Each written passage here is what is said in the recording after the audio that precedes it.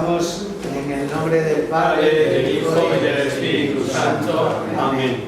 Jesús, luz verdadera que ilumina a todo hombre, luz que llega a este mundo. Nosotros sabemos que tú has venido de Dios Padre para ser nuestro Maestro y que enseña los caminos de la verdad. Las palabras que oímos de ti son espíritu y son vida. Pero ¿quién es digno de abrir el libro y abrir el sello? Tú solo, tú que diste tu vida por nosotros y nos compraste para Dios con tu sangre. Danos a conocer los misterios del reino de Dios y las inagotables riquezas del corazón. Descúbrenos los tesoros de la sabiduría y de la ciencia de Dios que en ti se oculta. Haz que tu palabra penetre nuestras almas, guíe cual luz nuestros pasos, ilumine nuestras sendas, hasta que amanezca el día y se disipen las tinieblas. Tú que vives y reinas por los siglos de los siglos. Amén.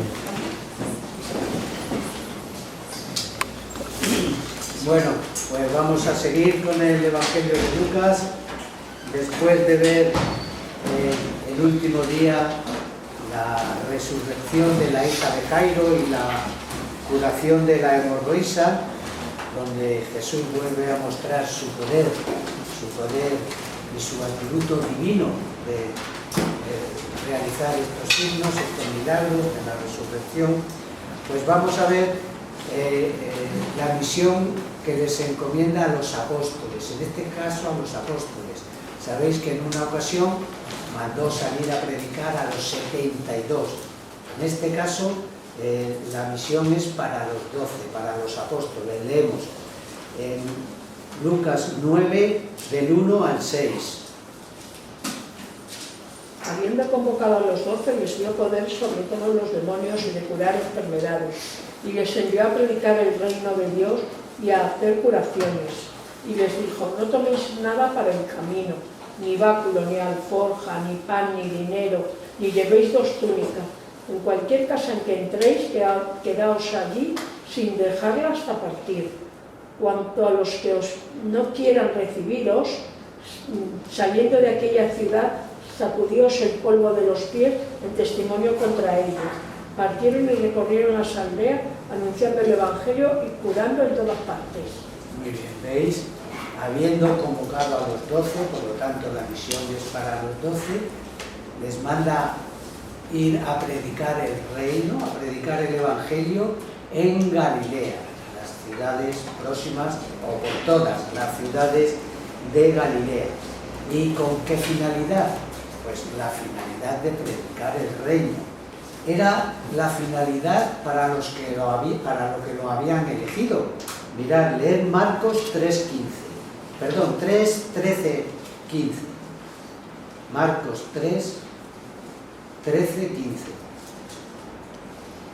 Sube luego al monte. Sí.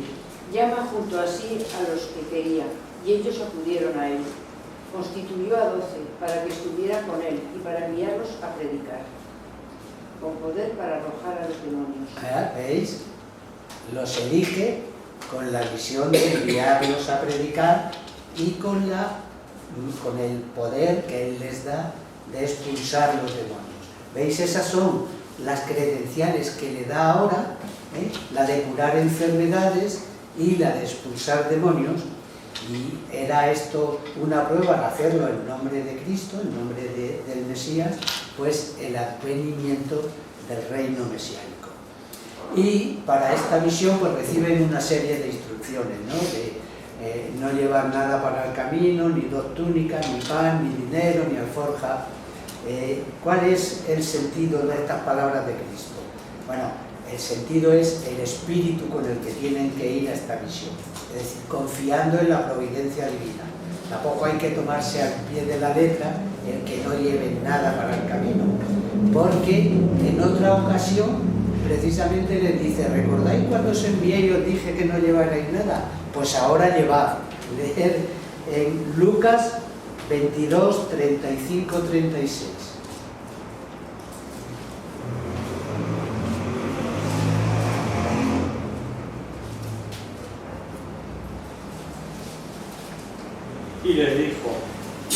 cuando os envié sin bolsa, sin alforjas, sin sandalias, ¿os faltó alguna cosa? Dijeron ellos, nada.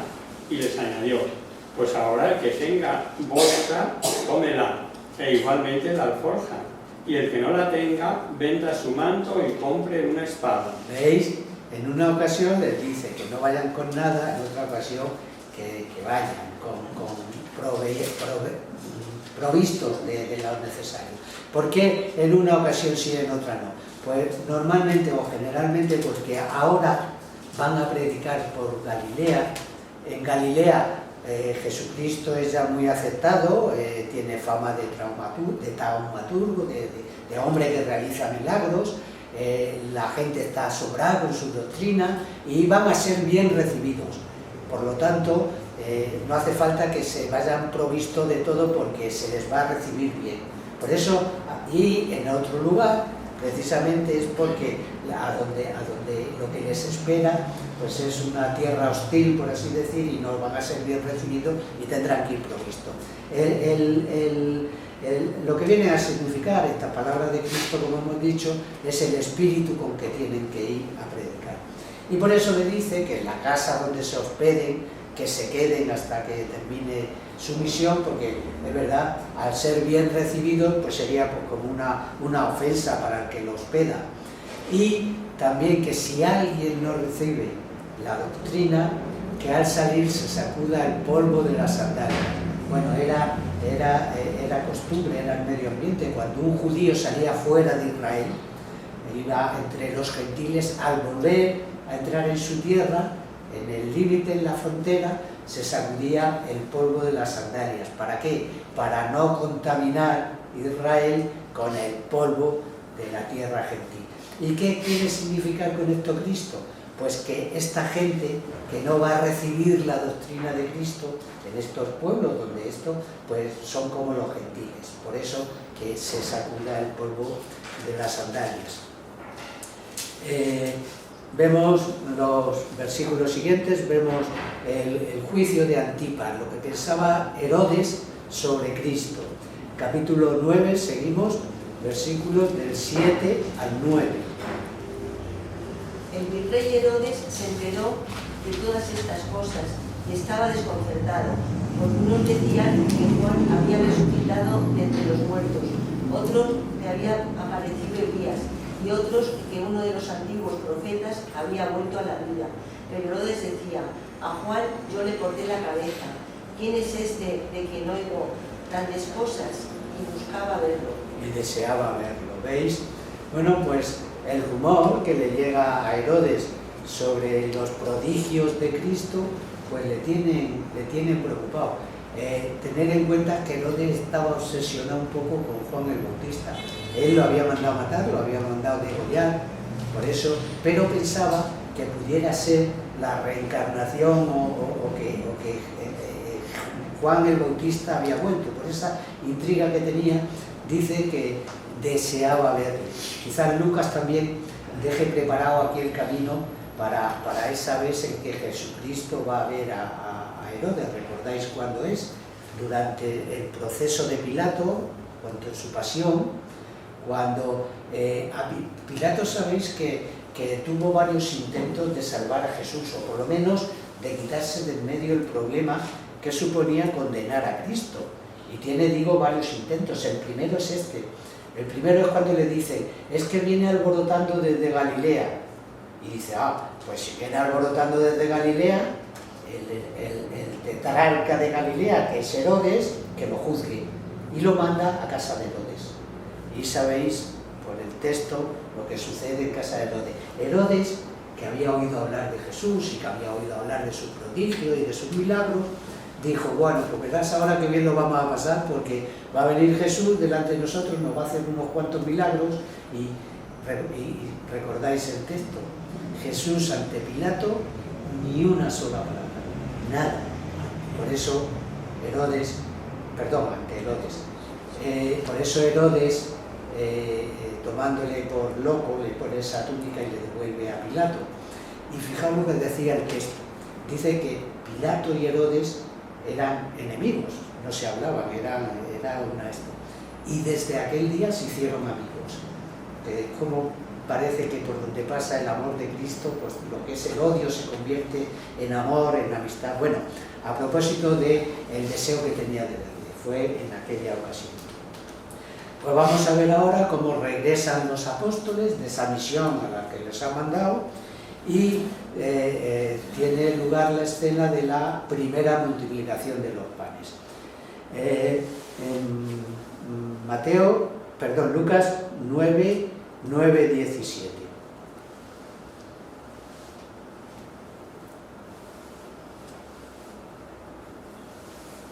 A su vuelta, los apóstoles le contaron cuanto habían hecho. Él, tomándoles consigo, se retiró a un lugar apartado, cerca de una ciudad llamada Bethsaida. Pero la muchedumbre se dio cuenta y fue en pos de él. Habiéndolo recibido, les hablaba del reino de Dios y curaba a todos los necesitados. Empezaba ya a declinar el día, y acercándosele los 12 le dijeron: despide a la muchedumbre para que vayan a las aldeas y alquerías de alrededor, donde se alberguen y encuentren alimentos, porque aquí estamos en designio. Él les contestó: dadles vosotros de comer. Ellos le dijeron: no tenemos más que 5 panes y 2 peces, a no ser que vayamos a comprar provisiones para todo este pueblo, porque eran unos 5.000 hombres. Y dijo a sus discípulos: hacedlos recostarse por grupos como de 50. Lo hicieron así, diciéndoles que se recostaran todos. Y tomando los 5 panes y los 2 peces, alzó los ojos al cielo, los bendijo y se los dio a los discípulos para que los sirviesen a la muchedumbre. Comieron, se saciaron todos y se recogieron de las sobras 12 canastos de mendrugos. Bueno, ¿veis? Los apóstoles han venido de esta misión a la que Jesús les encomienda de predicar por toda Galilea, por todas las aldeas de Galilea, y Jesús se quiere retirar con ellos a un lugar tranquilo, quizás para descansar un poco, y por los otros evangelistas sabemos que ellos toman una barca y van hacia Bethsaida. Pero la muchedumbre que se entera por tierra va al lugar donde estaban con sus discípulos, y fueron muchos, se encontró con una gran muchedumbre y él comenzó a predicarles, a hablarles del reino. Y es Marcos el que nos da la razón de por qué se compadece un poco de esta muchedumbre y les empieza a predicar del reino, porque dice que se compadeció de ellos porque estaban como ovejas sin pastor. Es decir, toda esta gente que admiraba a Cristo, que seguía a Cristo y que realmente se estaban, podríamos decir, preparándose para ingresar en su reino, por parte de las autoridades religiosas judías, efectivamente estaban abandonadas, porque más que apacentarlas, lo que hacían era desorientarlas. Bien, pues los apóstoles, en la hora que era, que sería ya sobre el mediodía bien pasado, les dice que despida a esa gente para que vayan viendo a otras ciudades, se acerquen para que cojan provisiones para comer, puesto que esto, que ellos no tenían, claro. Y les dice Jesús: dadle vosotros de comer. Eso tiene, ya veréis, un simbolismo muy importante.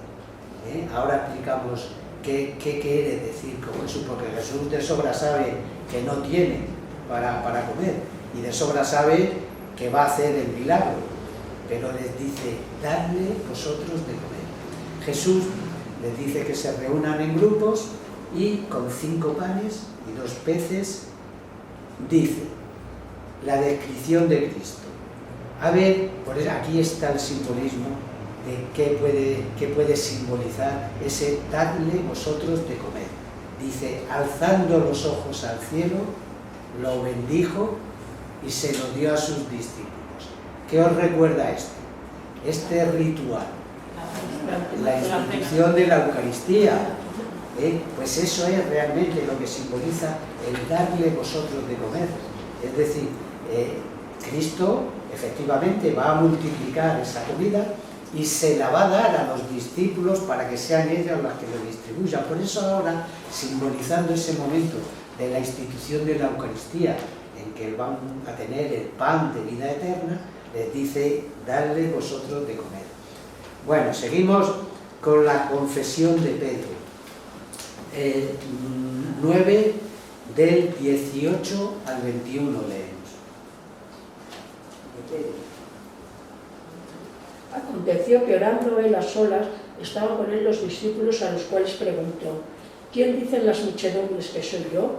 Respondiendo ellos le dijeron: Juan Bautista, otros Elías, otros que uno de los antiguos profetas ha resucitado. Díjoles él: ¿Y vosotros quién decís que soy yo? Respondiendo Pedro dijo: el ungido de Dios.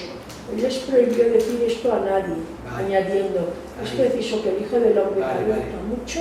Hasta ahí. Él les prohibió decir esto a nadie. Claro, es solo Lucas el que nos dice que aconteció esto mientras estaba orando. Cristo ora ante la confesión de Pedro, de confesarle como Mesías.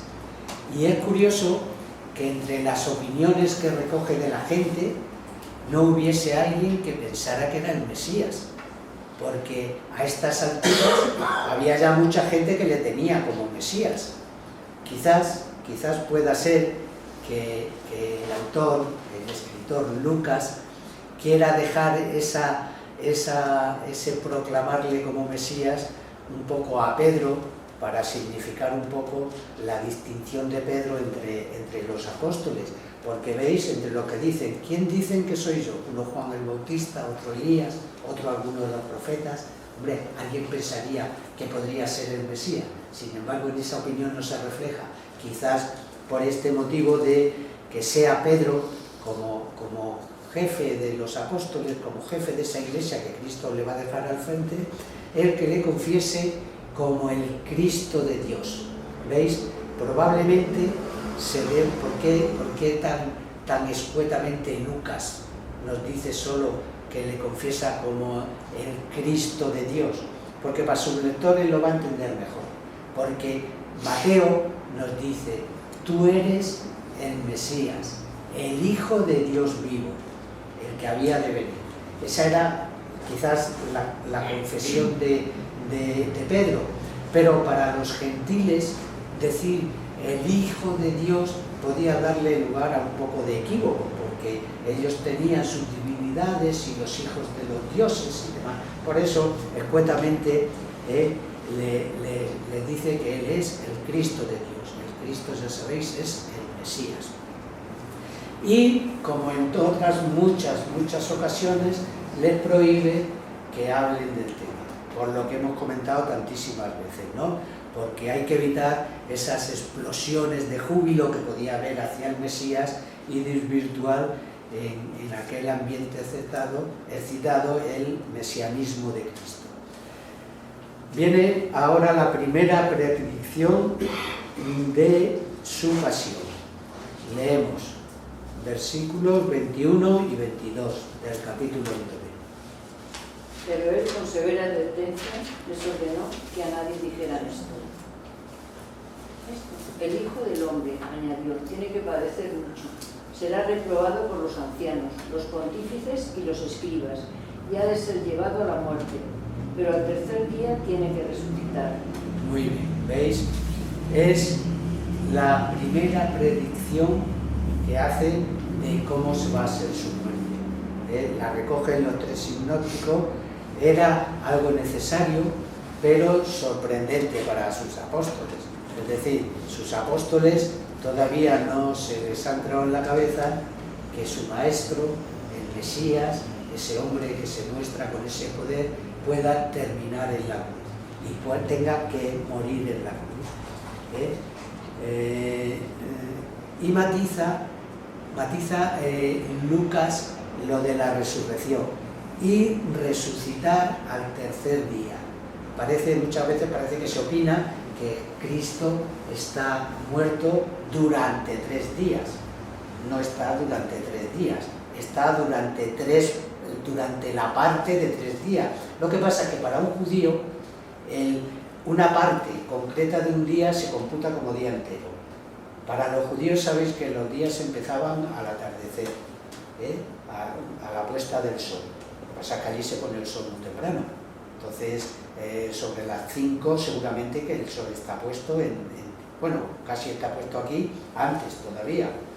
Jesús muere el viernes a las 3 de la tarde. Está muy próximo ya a terminar el viernes, porque poco después de las 4, las 5, empieza el nuevo día. Luego está el viernes, parte del viernes. Está el sábado y resucita el domingo de madrugada. Luego está parte del viernes, está el sábado y parte del domingo. Son parte de 3 días que los judíos computan como días completos, pero Lucas especifica más. No, va a resucitar al tercer día, no con 3 días. Eso es una aclaración que no tiene más importancia. Y nos va a hablar ahora de la necesidad de seguir a Cristo. ¿Y cuáles son las premisas para seguir a Cristo? Leemos versículos 9 del 23 al 27. Y les decía a todos: el que quiera venir en pos de mí, niéguese a sí mismo, tome su cruz cada día y sígame, porque el que quiera salvar su vida la perderá. Quien pierda la vida por mí la salvará. ¿Qué le vale al hombre ganar el mundo entero si se pierde o se destruye a sí mismo? Porque si alguien se avergüenza de mí y de mi doctrina, el Hijo del Hombre se avergonzará de él cuando venga con su gloria y con la del Padre y los santos ángeles. Os aseguro que hay algunos entre los aquí presentes que no morirán antes que venga el reino de Dios. Muy bien. A ver, vamos a ver Mateo 16, un segundo.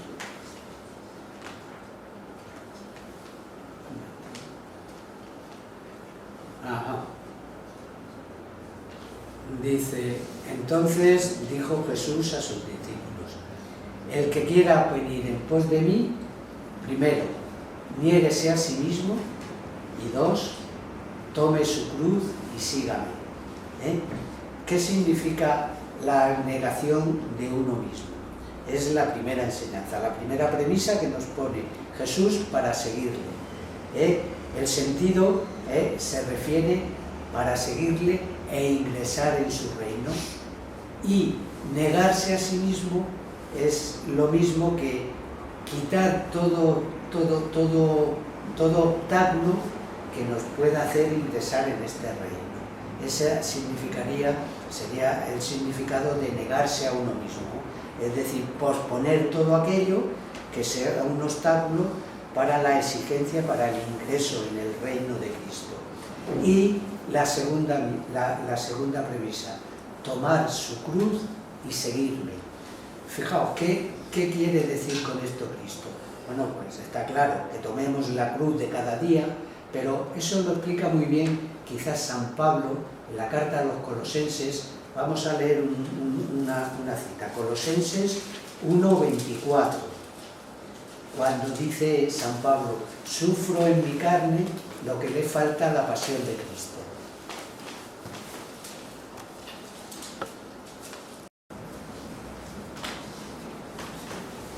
Leemos Colosenses 1:24.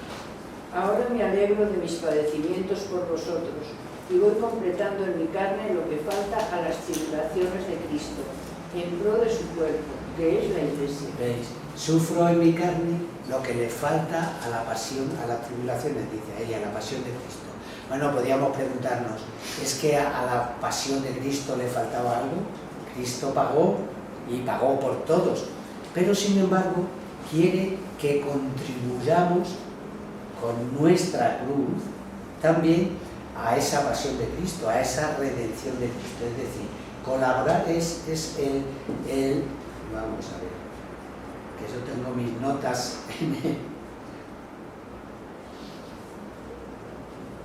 tenemos indicado, digo, el gran misterio de nuestra asociación con Cristo en su obra redentora.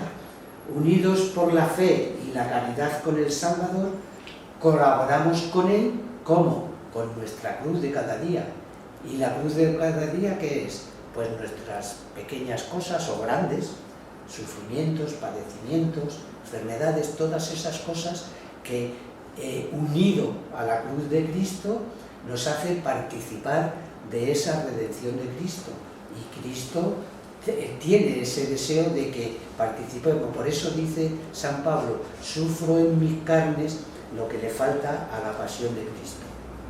Fijaos, la doctrina del reino exigía pues gran esmero en atender a la doctrina de Cristo. Por eso recordáis que decía en una ocasión, al que tiene se le dará y al que no se le quitará, es decir, al que no tiene ese interés por recibir la doctrina, se le dará al que sí lo tiene ese interés, y requería, digo, un gran interés, exigía también una entrega total y una disposición a estar incluso, pues, dispuesto a dar la vida si necesario fuera por ello.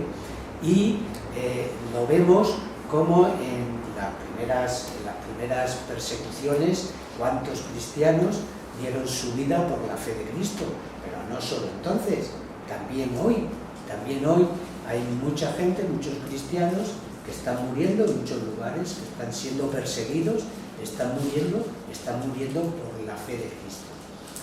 San Marcos, cuando habla de esto, dice, porque es lo que nos va a contar a continuación, quien quiera salvar su vida, la perderá, y quien la pierda, la adquirirá.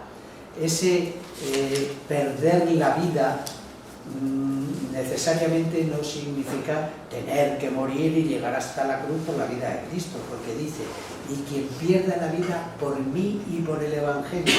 Es decir, quiere decir también que el que desgaste su vida, pues en la predicación del Evangelio y en la predicación del Rey.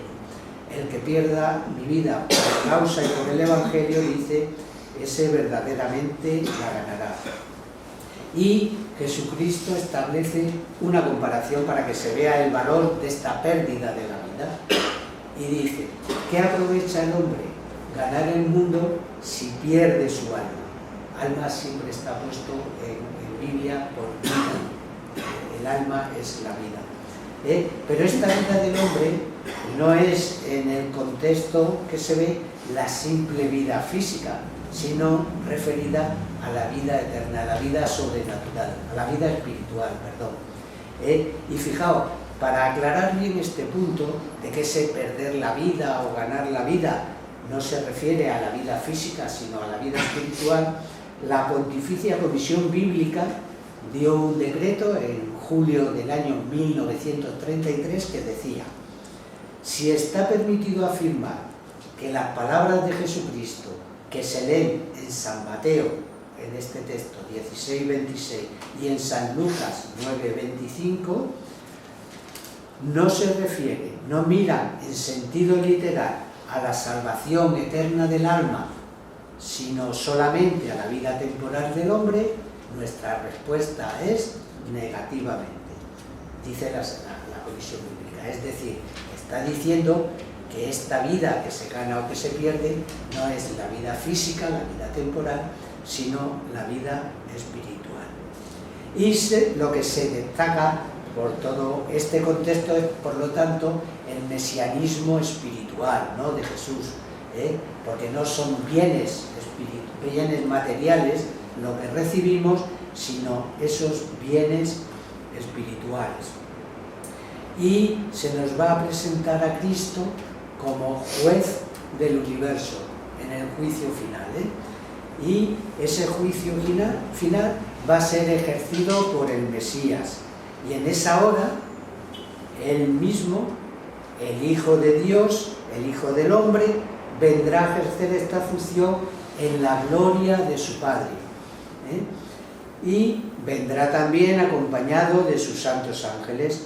Jesús se presenta aquí como dueño de la humanidad, como Señor de los ángeles y viniendo en la gloria de su Padre. Con todo ello, pues se acusa su grandeza, su trascendencia divina y su gloria. Y en esa hora retribuirá a cada uno según sus obras. Esa es cómo finaliza Mateo, que Dios, Cristo, juzgará según sus obras y recompensará a cada uno según sus obras. Seguimos y creo que vemos la transfiguración del Señor. Leemos el capítulo 9, versículos del 28 al 36. Aconteció, como unos 8 días después de estos discursos, que tomando a Pedro, a Juan y a Santiago, subió a un monte a orar. Mientras oraba, el aspecto de su rostro se transformó, su vestido se volvió blanco y resplandeciente, y he aquí que 2 varones hablaban con él, Moisés y Elías, que aparecían gloriosos y le hablaban de su partida que había de cumplirse en Jerusalén. Pedro y sus compañeros estaban cargados de sueño. Al despertar vieron su gloria y a los 2 varones que con él estaban. Al separarse estos, dijo Pedro a Jesús: Maestro, qué bien se está aquí. Hagamos 3 tiendas, una para ti, otra para Moisés y otra para Elías, sin saber lo que decía. Mientras esto decía, apareció una nube que los cubrió y quedaron atemorizados al entrar en la nube. Salió de la nube una voz que dijo: Este es mi Hijo elegido, escuchadle. Mientras sonaba la voz estaba Jesús solo. Ellos callaron y por aquellos días no contaron nada de cuanto habían visto. Muy bien, ¿veis? Solo Lucas es el que nos dice el motivo de que por qué suben al monte. Y dice que subieron al monte para orar. Y destaca que estando en oración se transfigura, y en esa transfiguración los apóstoles que le acompañan, que son los 3 predilectos, los 3 de siempre, Pedro, Santiago y Juan, le vieron en su gloria.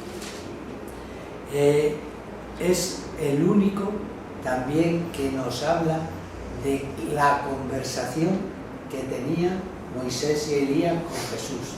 ¿De qué hablaban? Dice, estaban hablando de su muerte, de la muerte de Cristo. Fijaos, la presencia de Moisés y Elías pues tiene su simbolismo también. La presencia de Moisés indica el reconocimiento de Cristo puesto en la línea del verdadero mosaísmo, es decir, Cristo superior a Moisés. Es cierto que Moisés era el legislador, pero lo que legislaba era la ley de Dios. Pero la ley de Cristo está por encima de la ley de Moisés. ¿Por qué? Porque Cristo, como Dios, también legisla. Por eso, de ahí la importancia de recordar que se os dijo, pero yo os digo, como Cristo, sin abolir la ley, sí la perfecciona. Y en cuanto a la presencia de Elías, sabéis que Elías era el encargado de ungir al Señor, al Mesías, y presentarlo al pueblo, según la tradición rabínica. Bueno, pues esta presencia de Elías alude a la consagración y a la presentación de Cristo como verdadero Mesías. ¿Y qué mesianismo se nos presenta aquí de Cristo? Pues el mesianismo del dolor, no ese mesianismo triunfante y glorioso que algunos esperaban, sino ese mesianismo que va a terminar en la cruz, que va a terminar en el Calvario. Por eso dice, Moisés y Elías hablaban de su muerte. Y al proclamarlo el Padre como hijo, consagra a ese hijo Mesías doliente, pues como el Mesías siervo de Yahvé, del que también nos habla nos habla Isaías. Y nos vamos a quedar aquí, porque hoy hemos empezado un poco más tarde, pero terminamos con este tema, continuamos el próximo día. Rezamos. Virgen, bella como la luna, delicia del cielo, en cuyo rostro se miran los santos y se contemplan los ángeles. Haz que nosotros, tus hijos, nos parezcamos a ti y que nuestras almas reciban un rayo de esa belleza tuya, que no decae con los años, sino que brilla en la eternidad. María, sol del cielo, despierta tu la vida donde haya muerte e ilumina los espíritus en que haya tinieblas. Reflejándote en el rostro de tus hijos, concédenos un destello de tu luz y tu fervor. María, poderosa como un ejército, concede a nuestra vida la victoria. Somos tan débiles y nuestros enemigos se ensoberbecen con tantos estados, mas con tu bandera nos sentimos seguros de